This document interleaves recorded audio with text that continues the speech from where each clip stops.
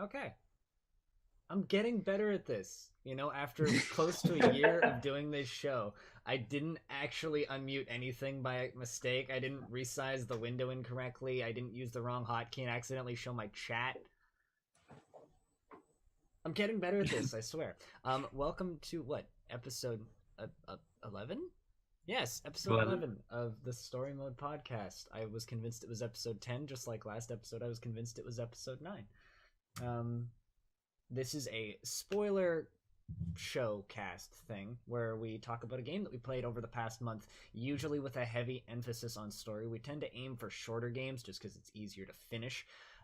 And this past month we played, and I'm sorry about this title, Dr. Langeskov, the Tiger, and the Terribly Cursed Emerald. And by this past month, I mean I literally played it 40 minutes ago. And a whirlwind heist. Don't forget the suffix. Yeah, all right. A whirlwind heist. So Dr. Langeskov, the Tiger, and the Terribly Cursed Emerald, and then colon, a whirlwind heist. Just gotta get that in there. That's important. My name's Blind. My name's Greg. The internet calls me Blind. I'm the host of the show, and I'm joined with my co-host, LRFLEW, aka Lewis. How you doing today, Lewis? Doing good. Okay. And we have our guest host today, who is Jeroen Stout. And how are you doing today, man? I'm doing very well. Thank you for inviting me. Yeah. So, if you haven't played this game and you don't want to be spoiled, it does have some major spoilers right at the very beginning.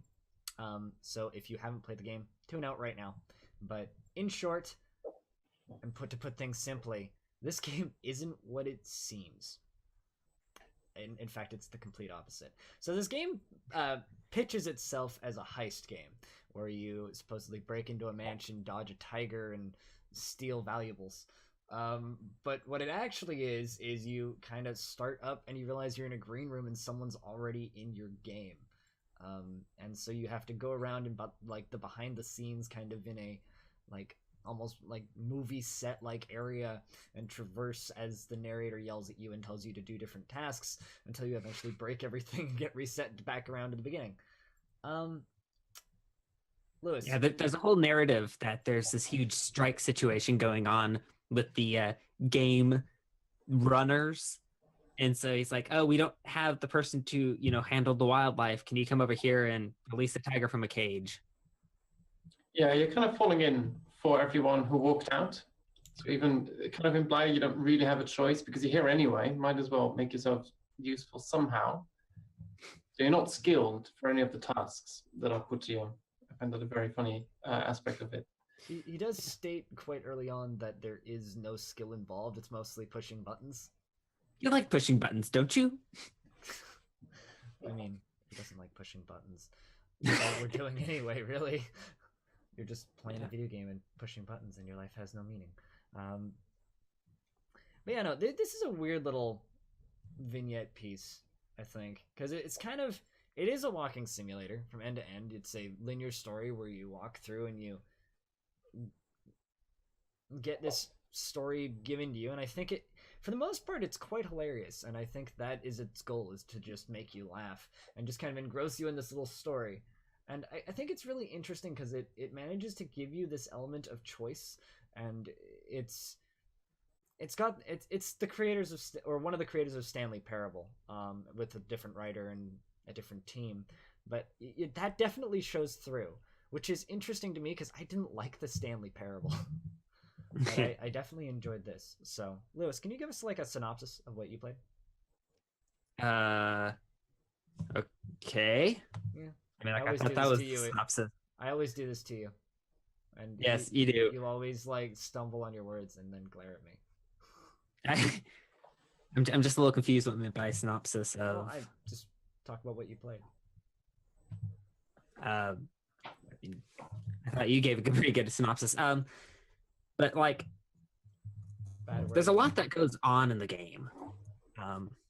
So there's the whole part where you're supposed, the idea that I think is really interesting is that every action you do, the director / narrator kind of puts some context on. So you're supposed to flip up a switch to turn on the lights, and he's saying, oh, you have to imagine the sunlight, beaming down onto the castle, and then you turn on some rain. It's like you should really, you do some thunder and it's lightning. It's like, oh, you should really imagine the castle lit up by the lightning is rather impressive. And so a lot of your actions are kind of given meaning without you actually seeing what that meaning's supposed to be. It's a very interesting verbal story, I think, and he's like describing what goes on in the game itself while you're sneaking through the outside. Is that what you're saying? Kind of, yeah. Like, if you took everything at face value, you flip switches and push buttons and move valves. Yeah. But it's kind of that old, behind the scenes at a theater play magic that they kind of went for, I feel, where it's everything seems effortless to the audience, but then behind the scenes, everyone's just running around on fire. Yeah. Sometimes literally. Yeah, in this case. Yeah, in this case. I think that they do achieve that though, because at least the feel, like the sense that there's something else going on the other side of the wall, I guess. Because there's a sequence where you have to walk up to an elevator and you have to pull the lever as the player character pushes the button to go up in the elevator, and the narrator is specifically telling you to be quiet so they don't hear it. And I remember the first time I played through this, which was back when the game came out, I was like actively like walking slowly and like playing it almost like a stealth game. So like they do a good job of convincing you to play to the game's rules, even if like just running in circles like a madman wouldn't actually do anything, which I think it's very effective at what it aims to do while being a very short, like the game's 20 minutes piece. I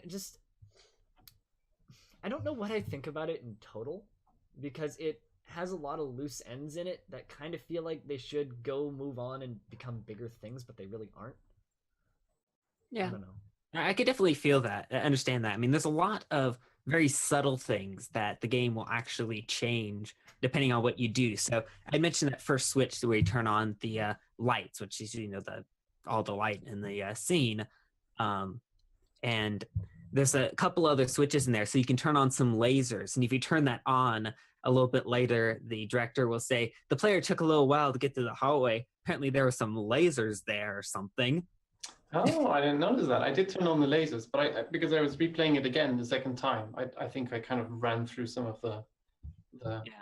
There's another one where I forget what the switch does, but he gives a really weird comment if you flip that one. And then, of course, if you don't flip any of them, he says something along the lines of he had to sneak past the patrol guard, but he was crafty and he changed their route so that they're all walking around the lake or something. Like it changes depending on what you do. I feel the game really strikes a middle ground, and I think almost anything where I kind of would say it's kind of really nice, but I also sort of intensely found myself frustrated by it at times. Like it's as long as you kind of stay in the middle of the path in a way everything is okay, and then you go, what if I just turn this valve earlier? And then the narrator doesn't really reply to that at all. And I really felt this is me kind of had this problem with many games, including Stanley Parable. Like you spend 5 seconds longer in the room, and then the narrator just kind of goes, "Oh, you can stay in the room." I'm like, "No, be quiet. I'm trying to read a post-it note."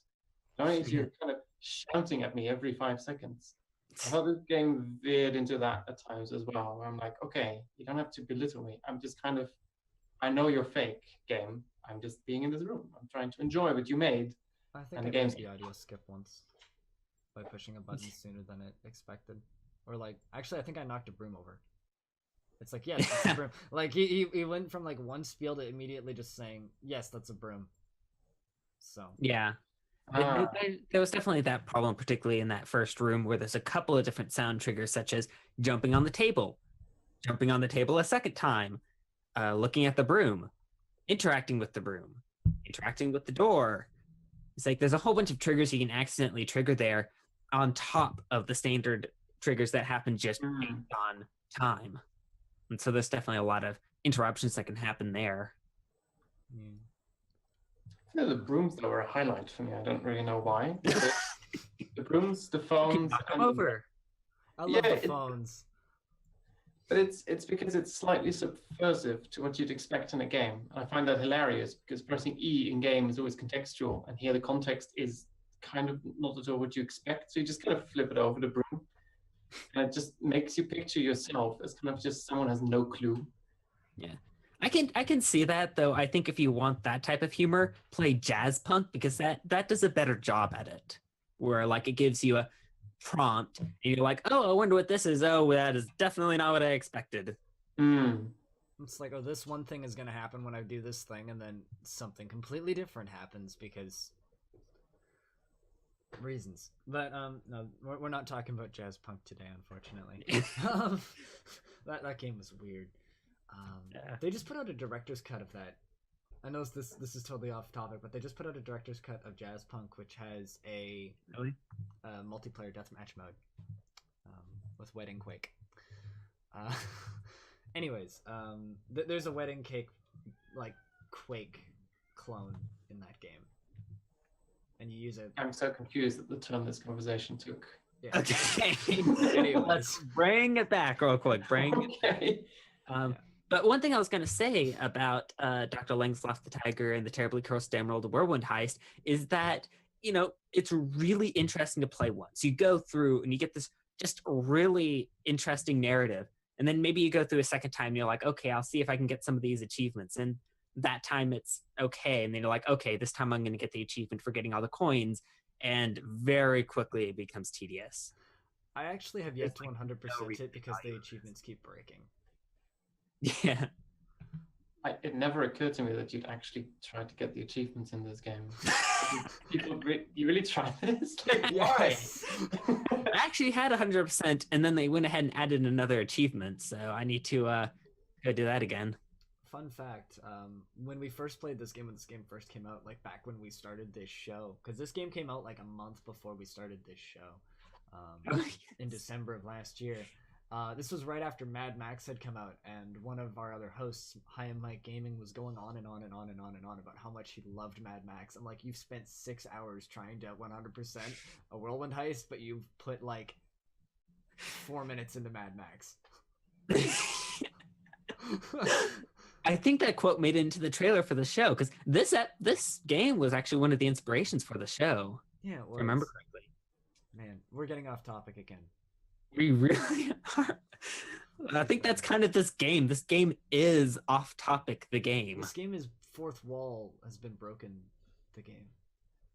Yeah, okay, to try and bring it back to the game, there are a few details that I found very funny. And it was kind of weird because a lot of the game is very in your face. Yes. And then there are a few details, like there's a very stereotypical game projected fan going whoosh, whoosh, whoosh of light. Mm-hmm. You come around the corner and it's literally a table-sized fan with a light shining behind it, and then you can turn it off. And I found that one of the funniest things for some reason, because the light behind a fan never makes any sense in most contexts. And here it's literally a tiny fan with a light. You can walk right by it as well if you don't even notice it. It's different. I just turned it off and then I went, wait a second. It's a giant projected fan. No, that makes sense.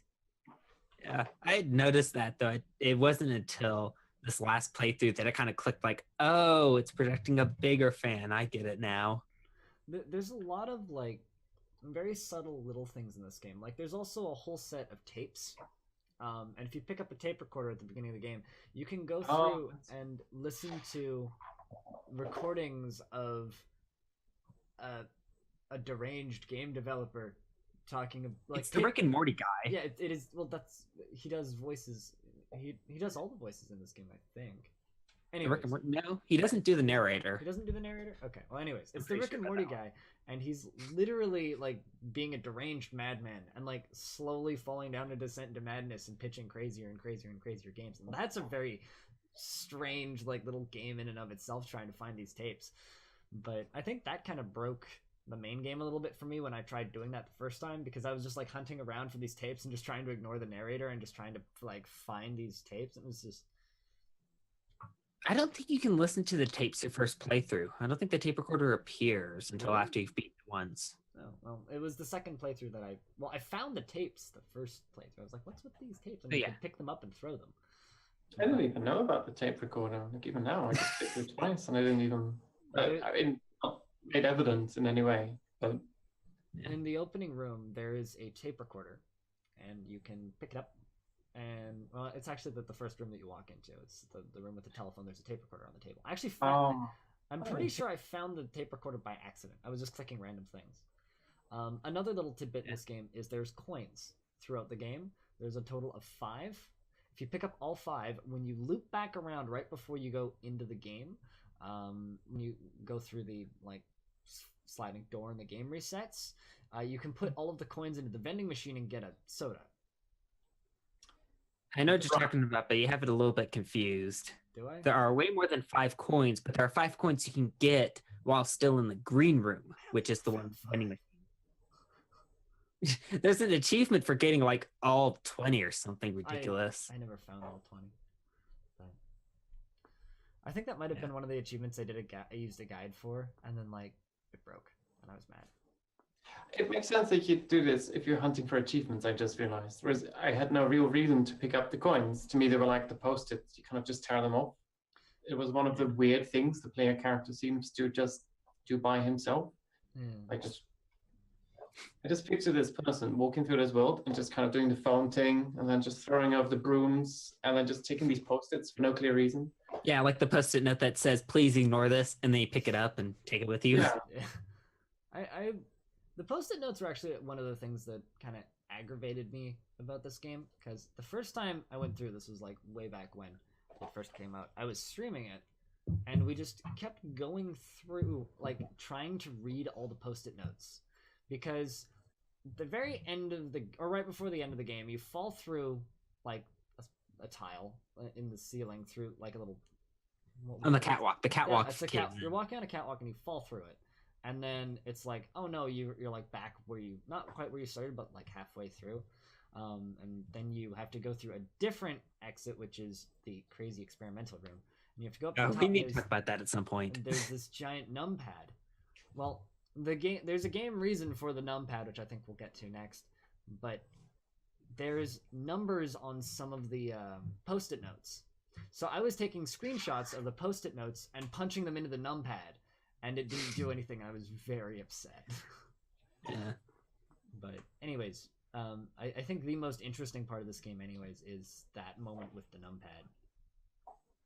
So does anybody... I think the numpad room in general is the only bit of the game I'm kind of a bit fond of. Like it's when the little hi-hat thing starts. It's like the little drum track, and that's the only moment in the game that I felt actually like I'm doing something, like I'm being part of this somehow. I was like, I'm thinking, wow, I'm actually just backstage doing this thing. It feels quite. And as a game developer, I'm going, this is in no way how I make this work. It makes no sense. But as a player in that moment, I'm ready to believe in this world. I lie actually. The narrator then takes me out of the room by going, "Why do you do the thing with the phone?" And I'm like, "Yeah, I know. I just did it. I just pressed E on the phone. You don't have to tell me that I did it. I was there."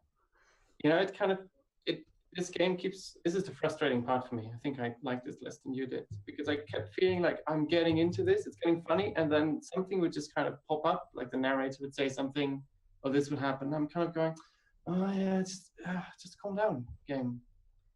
There's a lot of interesting things about that room mechanically. I think one of the more interesting things is he'll give you kind of spiels, because the idea is that, this is miscellaneous interactions. This is just all the little things in the game. And so here's a keypad, and you enter in numbers to do things. And so he'll spiel out the sequence of numbers you're supposed to type in. But after a few playthroughs, you'll eventually realize it doesn't matter what you type in.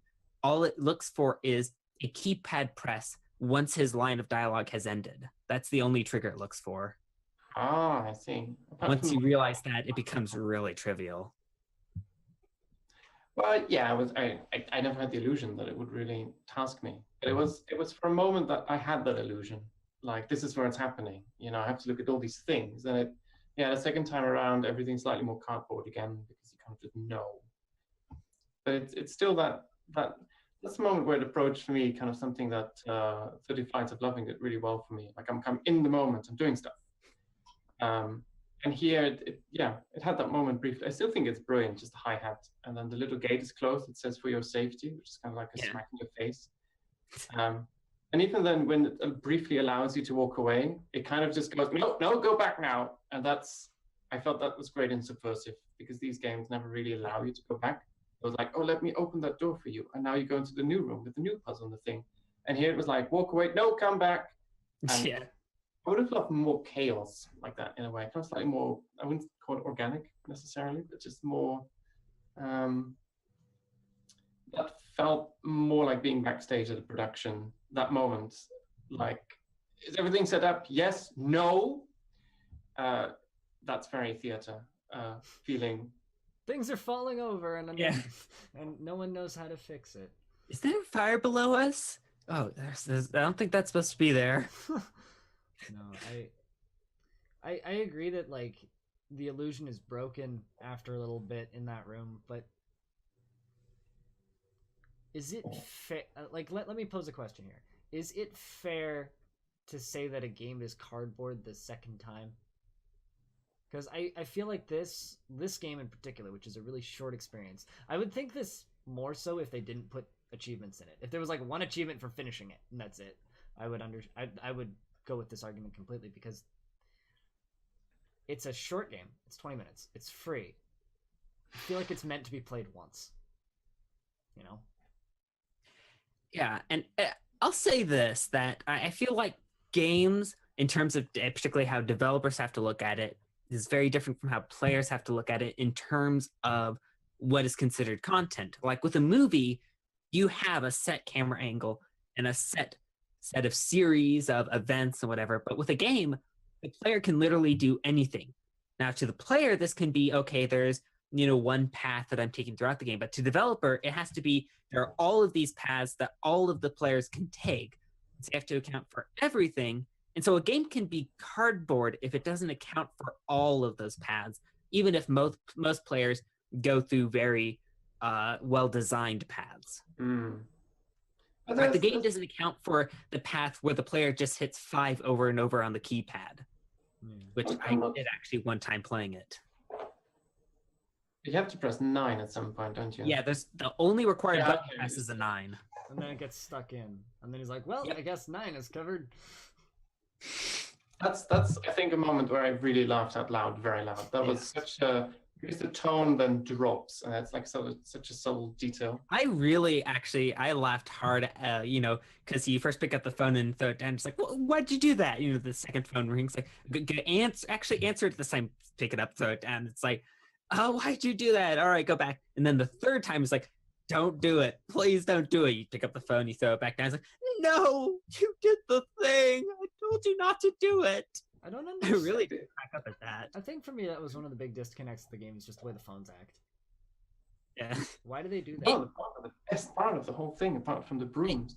It was definitely meant to be subversive, the sort of idea that a player only has a limited set of interactions, and asking them to work beyond that. There's definitely a meta-narrative thing going on there. Well, that's fair. Which probably came from the Stanley Parable, which was basically meta-narrative the game. Yeah. I think the phones, to me, are hilarious because they do break that rule that as a game developer, you kind of, as a student game developer, they push that rule into you until you're sick of it. It must always kind of behave like the player expects. So here you get to surprise the player with how the phone reacts to you. And that says something about who you are as a person in the game suddenly.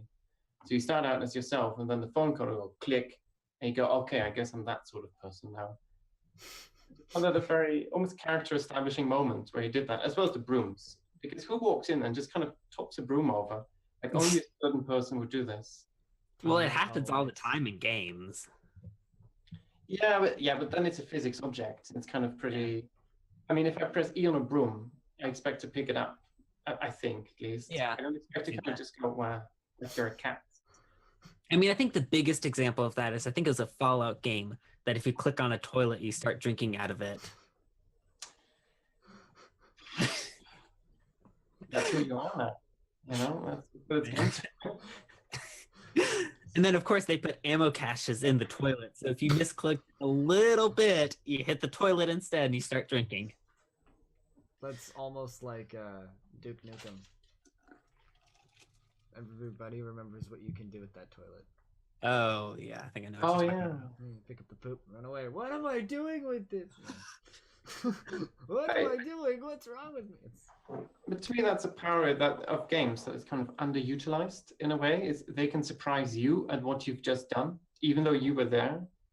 And it's I feel like a bit of a spoil sport. But the fact that he responds to you doing the thing with the phone kind of made me feel like, oh right, yeah, it's just part of the narrative. It's not like I didn't surprise anyone. I'm programmed to do this in a sense. But the moment I just kind of went click the first time, I went like, oh wow, that's just great. This is who I am. But that's really difficult for me. Like I feel the narrative style for some people works really well, and for me it just goes straight into aggravating, where it's like, you're in the thunder room, make thunder. I'm like, just calm down. You do the thing, and he goes, yeah, you're responding to the thing, and then you start feeling like you're in like Portal, but without puzzles or anything. You're just kind of walking from room to room with jokes, and it's like joke. Please walk to the next joke now. Joke. Press the lever. Joke. I'm like, can't you find anything better for me to do than this? Because I'd listen to this without you telling me to go to rooms. Interesting. Jeroen, play jazz punk if you haven't, because like everything you're describing here is complaints about Dr. Langeskov. It's like jazz punk fixes those issues. That's just the thing. Like anything I could change about this would be turning it into another game. Like I kind of go, this would work great as a 30 Flights of Loving type game as well, or this would work great as a Gone Home type game, or even a Living type game. It's like everything is kind of like this. It's like in the middle. That frustrates me. It's too average in a strange way. Like it's just everything is right down the middle. No, apart from the phones, like there's nothing really that, I don't know. Even the theaters, I'm not wanting to be too negative, but even the theater setting kind of felt like, I remember Psychonauts, which had a theater level in it as well. Like you're in someone's mind who was part of theater. So you kind of have this slightly bizarre theater, and you meet an exciting cast. Like there's the prima donna behind the scenes who locked herself in a room, and there's like the completely exasperated person trying to do the roll call. And there's the children who clearly can't act doing bad lines. And then there's the critics shouting at you. And that's like the life behind the theater, you know, like there's the light and the feeling and the thing. And this just felt too much factory in a way. Like there was no theater magic. It's implied, like he holds the phone or the thing and he talks to someone else, but it never goes anywhere. It's like you see where I'm going with that. I kind of see what you're trying to say, but I have to also say I completely disagree with you. So you're comparing it to Psychonauts and the theater level there. You just compared it to his favorite game of all time. Well, one of my 3 favorite games. But the thing about that level is that wasn't so much behind the scenes. That was more just the idea of theater or the idea of production in theater, whereas this is more about the actual production. Like that'd be like comparing I'm terrible at analogies. but do you kind of know what I'm trying to say? No. That like Not really. Well, it'd be like comparing a film that's talking, you know, about different films. So like a documentary about, you know, the history of filmmaking versus talking, you know, the behind the scenes of a specific film. They're kind of two different styles. They talk about different things. Yeah. Well, yeah, I see where you're going with that. But then you could say this is the behind the scenes of one specific game. Yeah. I just felt that didn't really, like, that was kind of, but yeah, you could move it in that direction as well. But then I felt there wasn't enough there. Like, why is this specifically Dr. Langeskov, the tiger and the terribly cursed emerald whirlwind heist? Like, why isn't this just any other game or production? It kind of like the narrator didn't seem like he particularly cared about anything. Like it sort of had to run fine. That was pretty much it. So even if it's about a specific thing, I didn't get the feeling that anyone who, I don't know, designed the house particularly cared about the house, because we never see any of that. It's very functional. That's yeah. Of course, no one cared about it. They all went on strike as soon as the production started. Because they weren't getting paid half enough. Yeah. Yeah, in that sense, I'd almost prefer playing as someone who goes on strike at the end of the game, like the person in the control. I don't know. It's just Like, I kind of got the sense that the idea of Dr. Langeskov, and this time I'm referring to the game within the game, the entire idea of the Whirlwind heist is that it was this really kind of overhyped game. It was just they had too much in there, and they to try to create all of that. They ended up overworking their creators to the point where it ended up not meeting expectations, and with the staff terribly upset about it. I just realized I think we're talking about No Man's Sky. This game is an allegory for a game that wasn't out at the time that this game came out. Yes. just someone behind the scenes trying to keep the servers running in No Man's Sky. Yeah. Trying to pull the levers. Okay, generate new planet. Go. Yeah. Oh God. You forgot water? It's fine. Just add water. It is kind of. I do like that it's, as far as I know, at least the first game that goes this literal with behind the scenes, or this romantically literal. Stanley Parable did it in an extremely literal sense almost at times. This is actually you kind of brought up a point I was going to say, that this game isn't really unique. That you mentioned that one of the creators of the Stanley Parable went on to make this game, and you can try comparing it to the Stanley Parable, but I'm not sure that's really worth it. I mean, compare the beginner's guide to Stanley Parable. There's actually more to be talked about.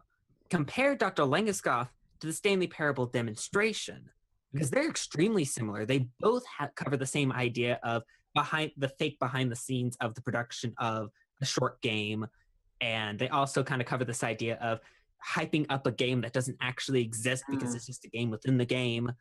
And a lot of the same narrative elements are in both of them, but comparing them actually reveals a lot of insight into why Dr. Langeskov didn't work quite as well. It's kind of funny you bring that up, because I played the original Stanley Parable and the new one, and there's like a slight switch in tone in that. I felt the original Stanley Parable was far more like this in a strange way, or at least in a jankier. It was definitely jankier. Yeah, the original Stanley Parable was like really, really bad hammer levels, but it kind of did a very subtle thing, the original Stanley Parable, and then the new one was far more bombastic, and the narrator wouldn't shut up again, and that type of thing. And maybe this is my problem with William Pugh's work in general, Beginner's Guide as well. I keep wanting the narrator to just be quiet for a bit as I'm doing something. So in the Stanley Parable, the original one, everything was slightly more understated, I felt.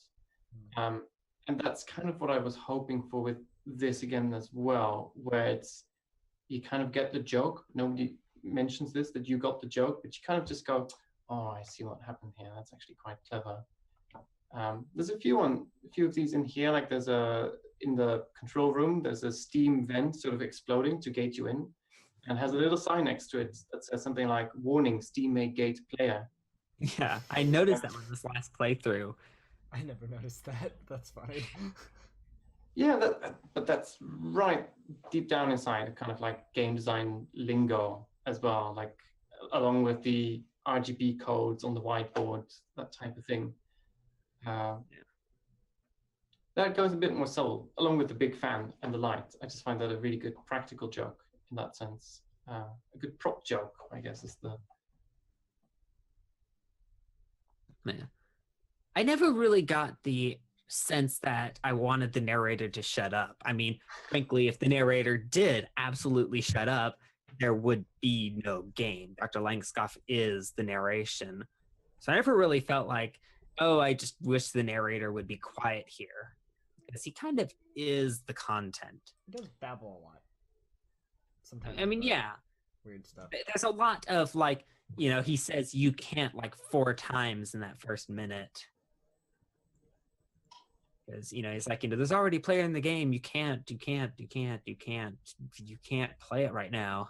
That was such a strange line as well. I was really confused. Yeah, because he Yeah. That was the second time he did that, because the first time he was like, this is it's really uncomfortable. Yeah, it's uncomfortable. It's really uncomfortable what's going on here. It's like he says that 3 times, and This is weird, and I need to bring this up. The writer of this game, Jack DeKeat, is on a D&D podcast that I listen to called Friends at the Table. It's fantastic. You should listen to it.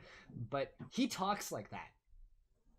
I'm not even joking. Like, he literally talks like that. Like, he will repeat lines like that, and it's weird for me playing this game, listening to Jack once a week for about 40 minutes, because it's literally just him talking.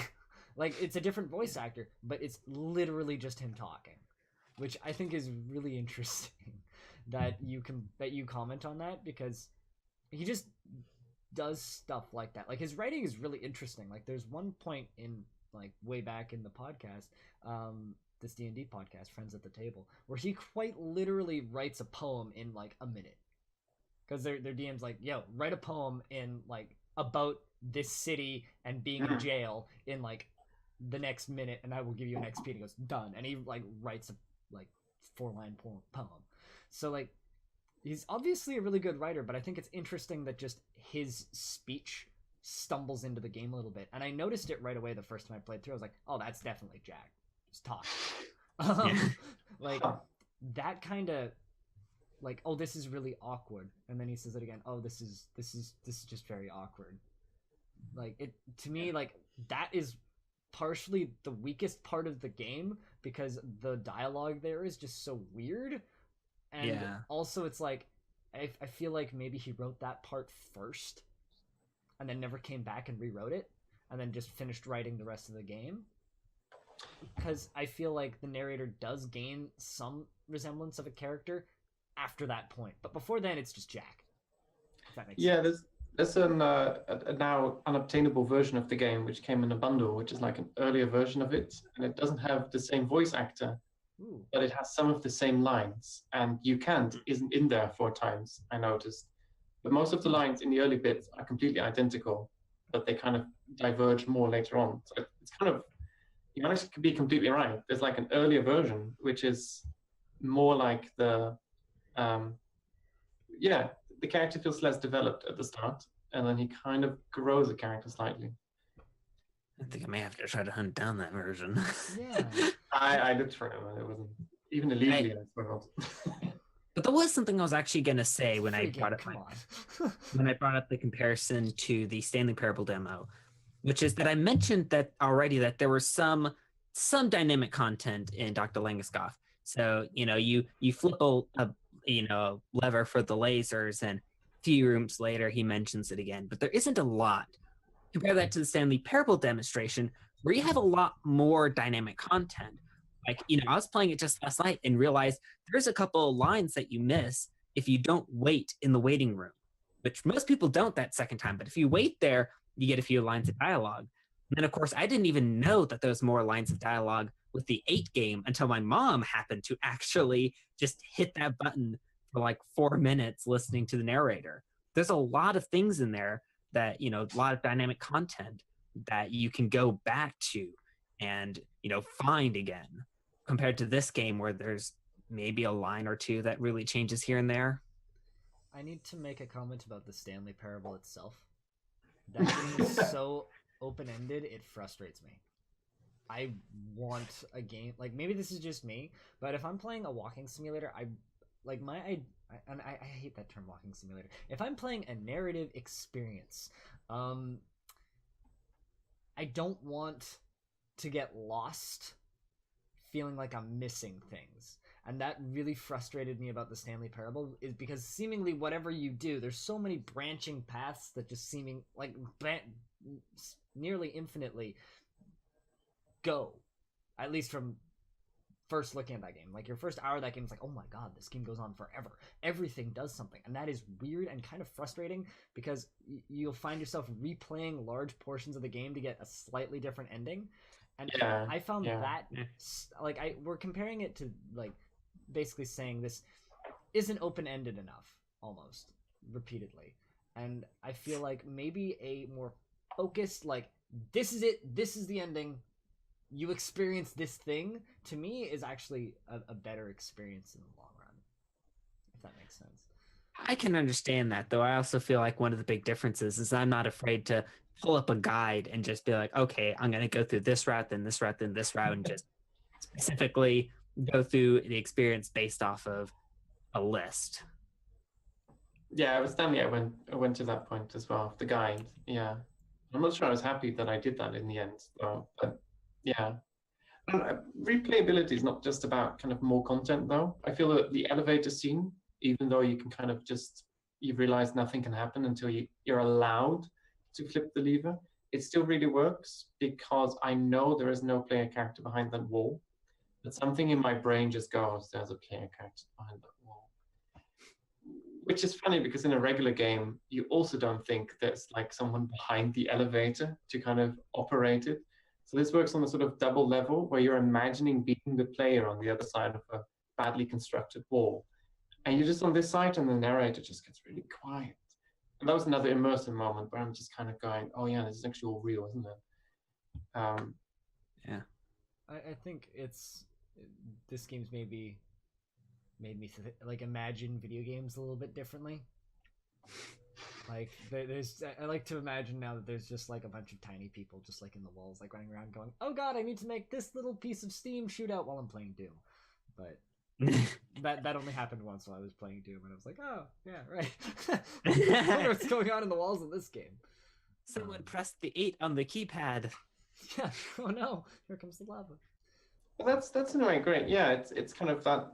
With theater, it's easier to imagine, like in Psychonauts, because it is there with theater and any other real performance work. But then here, obviously it doesn't exist behind games. Like the backstage cannot be like a game engine because that would be incomprehensible. In reality, So you didn't put little gnomes in your dinner date game? A lot of gnomes, if you really want to describe them that. Yeah, like every CPU argument is like a gnome in that sense. Yeah, but you do get the feeling as a human being that there must be something like that. This is also more charming in a way than a real life game studio, where lots of people sit in like this row of cubicles or open floor plan, tapping away, making all the vertices work. This humanizes it at the same time again, makes it kind of more charming, more fun. Whereas normally you go, oh, stupid bug, this doesn't work, stupid developers. And this is more like, yeah, there's just some guy behind the scenes trying his best, for God's sakes. And that the lighting didn't work the first time around, just have some humility as a player. In that sense, it's satisfying as well to have this illusion of just some guy behind the scenes. He's probably not paid enough. Yeah. Don't worry that you're clipping through the wall. It's just, some guy forgot to, Yeah, this guy is doing so much already. I can't expect him to clip everything, right? Jeez. I almost feel like they're trying to say, hey, yo, all of our game developers left because they don't get paid enough. Yeah. There's kind of a little weird dissonance there to a certain extent that I was thinking about, like, my second time playing through it way back when was, maybe they're like talking about quitting their jobs at another game studio because they didn't get paid half enough, and now everything's falling down in that game. I wonder what game that is. No Man's Sky. I don't know. No Man's Sky was just a tiny team in the first place. Yeah. Like, you gotta remember, those are the guys that made Joe Danger, and Joe Danger is adorable. And Joe Danger too. The movie. Yeah. I never played Joe Danger 2, I just played the first one. But that's something I wanted to compare this to was, I don't know if you've played it, the Magic Circle. No, I haven't, but I've That's stared on at my it list. for a long time. That's the one where it's sort of like hack and slash almost in a way, where you run around in like a 3D environment. You have to redesign the world ? With different attributes to Sort of like that, yeah. Yeah. It feels like games backstage in a lot more. It makes no sense from a real life game either, but it's a lot more on the nose in that sense. The game does have kind of. Well, the characters in that game are developers, right? The idea is that they have developers that come in and talk about in the sky. Game. I watched a video on it ages ago. And yeah. The developers in that game are actual people working on the game as you play it. Is the suggestion? Like you're somehow in their alpha build, in their open world server, and they just ignore you because who cares about a playtester? I kind of found it funny to compare that. I booted that up again compared to this as well, and I noticed there that the conceit is the same. It's kind of like back end of game, doesn't make any sense, but go with it. It's like entering a film type of logic, entering a book, but there the characters kick off immediately. Like they don't waste much time talking about games or difficulty of making games, but they kind of start going, oh wait, what's going on with these people? Why are they so hostile to one another? And that delves in. And here, like the narrator, what characteristics does he have? Does he have any? Is he essentially Wheatley from Portal 2, in some sense? I love Wheatley. Oh, Wheatley. I love Wheatley. You might have a very minor case of serious brain damage. That's exactly the same dialogue that frustrates me. Yeah, because I'm like, I know, I was there. Stop talking to me like I'm an infant. That's my. But I think Wheatley's intentionally annoying, whereas this narrator isn't supposed to be, really. Well, yeah. Maybe he is. I don't know. Maybe he's the reason everybody find Wheatley funny. That does actually bring up a good point, something I hadn't really considered, that, compare it to the Stanley Parable narrator, and no matter what you think about, whatever rendition of it, that narrator has a serious personality. When you disobey him, he actually gets a bit of a temper after a while, gets really upset with you. It feels like, you're actually interacting with the narrator. Whereas this game, it's there, but like only the first time you play it. It's not reactive enough to be able to be like, oh, you're just sitting in a room. I should be angry about that. There's nothing like that. Yeah, but he also doesn't, I don't know, like it could be made like plead with you. Like, could you just please help me out here? Like I've got 5 people trying to call me already. And you kind of going, okay, maybe. He just takes it for granted in a way that you'll help him. He doesn't strong arm you into it. Like, look, if you want to play this game, you better help me out. And the Stanley Parable there was more subtle or more characterful, where he kind of goes, no, it's fine. I'll make this whole story for you. And if you don't want to play it, you can just kind of walk your own path. It's great. There's nothing there. Or just exit, Or even compare it to the demo, where they kind of give you a reason to be there, because it's like, yes, I'm going to show you the Stanley Parable demonstration. Here we go. That didn't work. Let's try that again. They end up just turning it into the Stanley Parable, essentially, though. Yeah. Well, thinking about it should be a story about people, maybe a little bit more, just to give me something like the narrator to be more than kind of like a joke machine. Like even Wheatley has a character in a sense. Like it's not very large. Yeah, he's lovable because he wants to be smart, but he just isn't. Wheatley's character is he's the idiot. That's literally his character. He is. We're way off topic now, but Wheatley was made to be a moron. He was a moron made specifically to make me an idiot. Yes. That spawns great lines where he's kind of talking about he's your nemesis, Gio, and he completely misses the mark about Moriarty and Sherlock Holmes. Yeah. And that's funny because you realize something about him that he doesn't actually see himself. Like he's so dumb. He doesn't even realize that saying, I'm reading a book right now isn't, impressive. And this narrator, can you name like one attribute of his character? Yeah. I mean, you mentioned that the narrator kind of just seems to be going through joke to joke, but I can't remember anything that the narrator in this game said. I mean, can you quote anything? Don't. It's extremely awkward. You can't. There is indeed a real tiger in this room. It's very dangerous.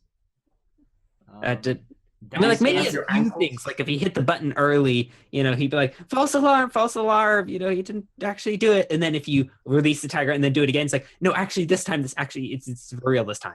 You need to pull the lever before you release the collection cruise or whatever. Yeah. Because I pushed the button first. It's like, oh, I'm sorry. Or don't touch that. It's like little things like that, but it's not really quotable. And I think that attests to the problems in the writing, that you don't really remember what the narrator says. It doesn't really leave an impact. I'm trying to think of ways to describe the character of the narrator right now, and the only word that really comes to mind is anxiety. Yeah. Like, he's just I guess director. Does he introduce himself at any point? I can't remember. I think he's just the director. Yeah. So he doesn't. That's it. You don't even know who he is, really. I guess he's leading the production, but Stressed out narrator, I guess. I guess that's the thing. Like, I don't really like Wheatley, but I could imagine him joining this call and saying stuff. And the narrator, I couldn't imagine him joining this call and saying stuff because, like, what would he say? Yeah. I'm the narrator. Like, Wheatley would have stuff to say, and it would be kind of Wheatley. And this Stanley Parable guy would just like describe our surroundings and tell us exactly, instant. Yeah. And tell you to go back to work.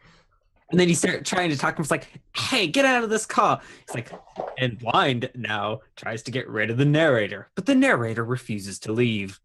Exactly. The narrator wasn't actually in the Zoom call. It was in his head all along. Oh no! Oh no! Writes itself immediately. Yeah. You're right. Yeah. Maybe that's just lazy writing. No, it has character. Like, you know, Han Solo has character in that sense, you know? Jin doesn't. Exactly. Yeah. That's exactly the reference I was thinking. Yeah. I like Liam Neeson as an actor, but that was a terrible movie. Yeah, no, I agree with you that okay. For me, there's a lot of like subtle things that the writing did to try to kind of pick it back up. I've noticed. Like one thing I noticed that both the Stanley Parable demo and Dr. Langeskov did is that when they gave out review copies to kind of popular YouTubers, streamers, etc., they slightly modified the game for them. So like the Stanley Parable demo, you know, I watched the Game Grumps version, which was actually Steam Trains. Like, you know, this is you know, Danny and Ross's playthrough of the Stanley Parable demonstration.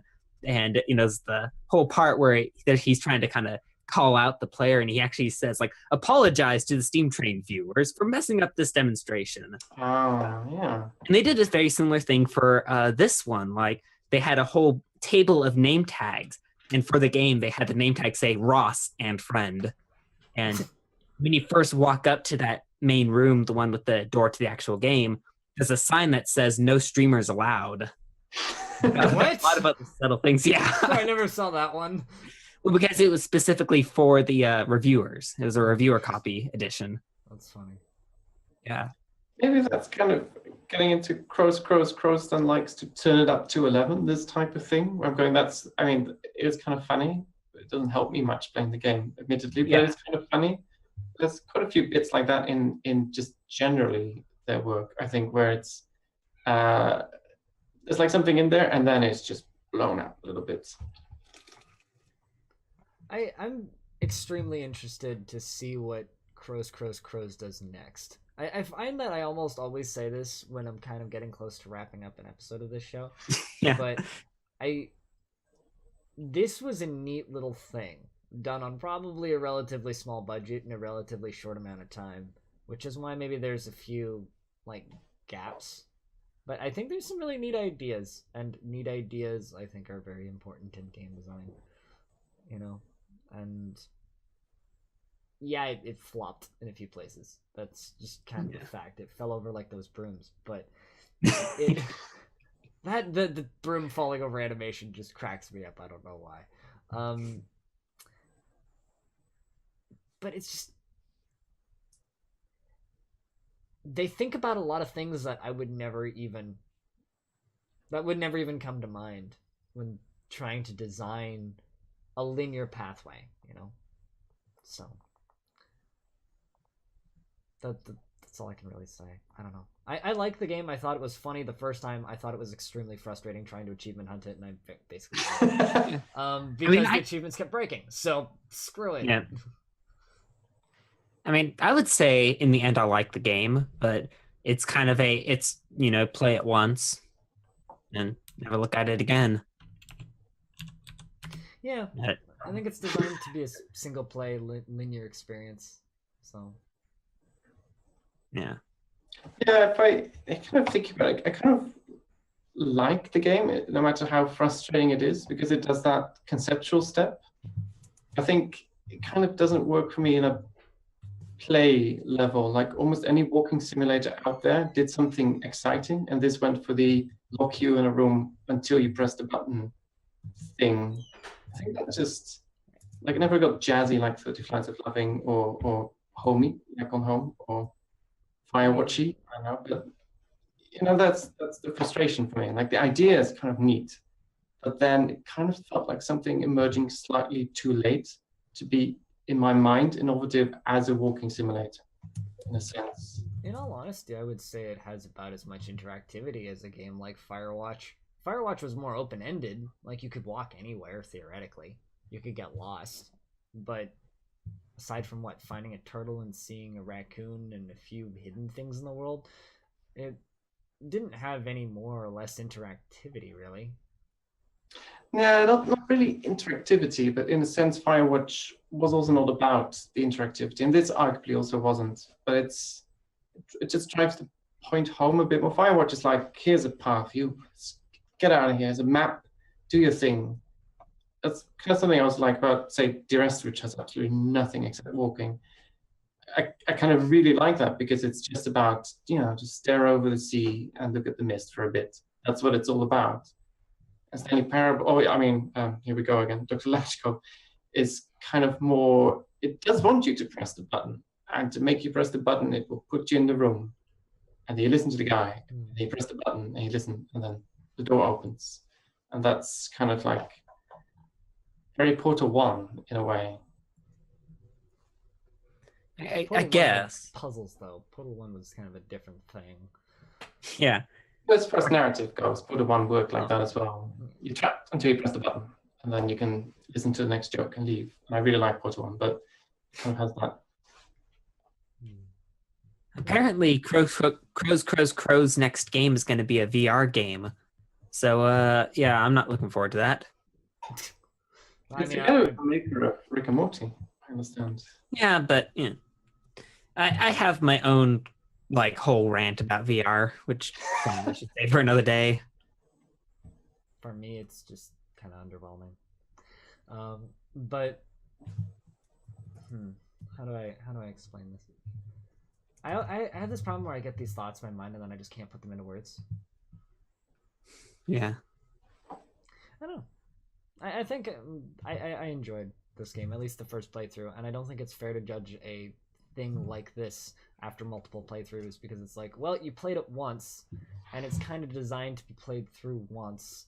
And the first time it got me, if you just go from end to end and follow the narrator and do exactly as he says and play the game the way it's meant to be played, I think it has a pretty damn solid illusion. Like, you have to role play along with it, and you have to intentionally try to not break it because, yeah, you can break it, but you try hard enough, you can break any game. And I think a game with such minimal mechanics, where literally the only mechanics are you have to push a button or turn a lever or pull a lever or flick a light switch, if that is how minimal, if you intentionally do that early, or you know what you need to do and you're not waiting for the guy to be like, go do this, it makes sense why it would break. And I don't know if that's a fair criticism, really. I mean, it's a criticism, and that's true, but is that fair to the game? I guess. I mean, one thing I always like to say is it worth it for, however much they're charging for it? And for the low price of free, yes, it's worth picking up and playing it. I do kind of want to come back to the replay element, which is, I think I've played 30 Flights of Loving up to 50 times by now, because I just occasionally go through it, and it works for me every single time. Like that. And I've exhausted the interaction in that game to such a degree that I've seen every vertex in that game probably at this point. But it never... thinking, 30 Flights of Loving working for you every single time, and for me, I have to turn off my dedicated GPU just to get the game to run. It's because it's running on the extremely advanced Quake 2 engine. I don't know what it was, but yeah, it's Quake something. I don't know. I mean, it's kind of the same thing with, other ones like Stanley Parable demo. It's free, go play it. Gravity Bone, it's free, go play it. Maybe I'm just dumb, but I didn't get 30 Flights of Loving. The game just moved too fast. I understand what it's trying to do, but we have a different episode about 30 Flights of Loving. Podcast you should go listen to. Yeah, I'll force Blind to add an annotation somewhere on screen, like here on the YouTube video. Go click it. Because I'm not in that to defend it. But I have to do work. There are other opinions available. We didn't hate it, if that makes you feel any better. Yeah. I didn't even see that episode. No. It was more just like Gravity Bone was better. No, it wasn't. It was. Strong opinion time. Gravity Bone was nice. Yeah, big game.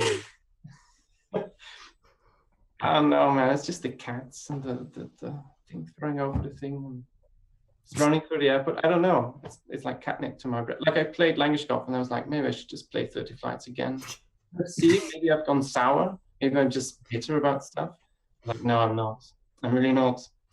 Why do you get to learn about plane aerodynamics in 30 Flights? Why? Yeah, that part I don't understand, but That's like the whole The game. entire game I don't understand. Yeah. But I don't know. It's the crash scene and the car comes at you, and then that's it. You've reached the end credits. To me, that's in a sense more subversive. It's the same thing actually. Like in real life, games don't have after parties with museums, and in Langeskov, the games don't have this theater backdrop. In both senses, it kind of breaks you out of the game by doing this.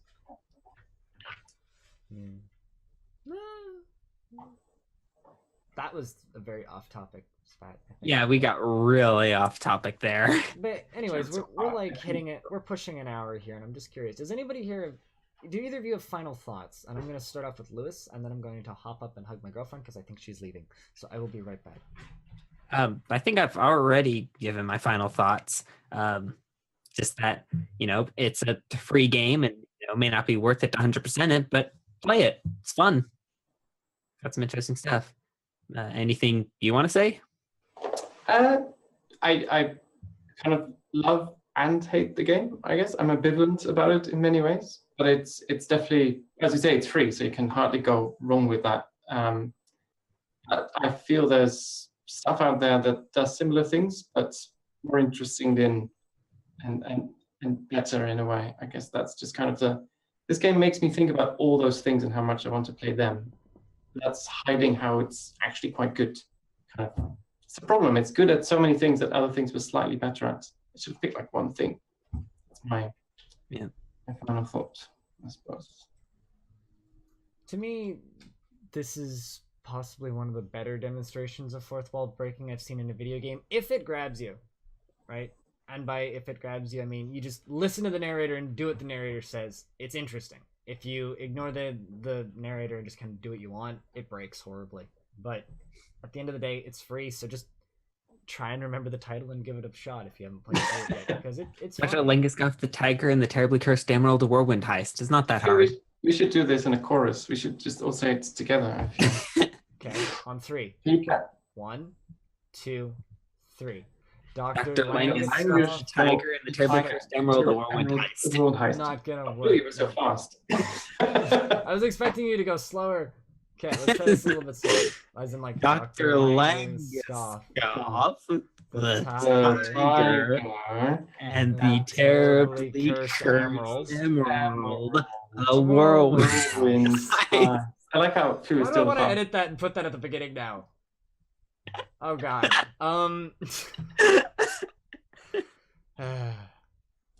Anyways, that was fun. I think on that note we should end. We should end. So is this where we crash the train? And hang on, do I still have the music? Oh my god, I do. I can do this live. Okay. Quick shout out to player One Red who commented on my beard. Thank you. So, Mr. Jeroen, do you have anything you would like to talk about yourself? Anything you'd like to promote before we head out tonight?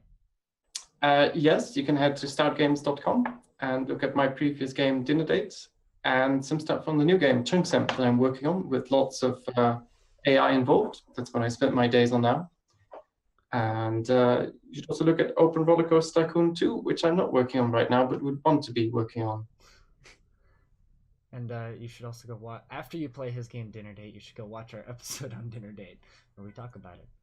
And Lewis, do you have anything to talk about? Sure, yeah. I mean, I'm here on Twitch, LRFLEW. I'm also work on projects like OpenRCT2 and one that I have started myself, OpenMC2 for Minute Club 2. And yeah, go check out my stuff. And if you're watching this Twitch channel, I don't know how else you would have found this. My name's Greg. The internet calls me blind. I stream a lot of management games on Twitch. Another thing about one thing about this show, you can find it at projectstorymode.com. You can find it on Twitter at RealStoryMode, and apparently we are on the Google Play Store, but I have yet to find it. So there's that. I submitted it to iTunes and it yelled at me. So I submitted it again and it yelled at me again. I don't know why. It just keeps rejecting us. Yeah. You guys have a fantastic evening, and thank you, Lewis and Jeroen, for being on the show with me today. This has been fun. And that was Dr. Langeskov, the Tiger, and the Terribly Cursed Emerald. And A whirlwind heist. yeah, I will see you guys next month, I guess. Also, we have a Steam curator, so follow that, which is just Project Story Mode, I think. Or Story Mode Podcast. I can't. One of the two, you'll find it. I'm bad at branding.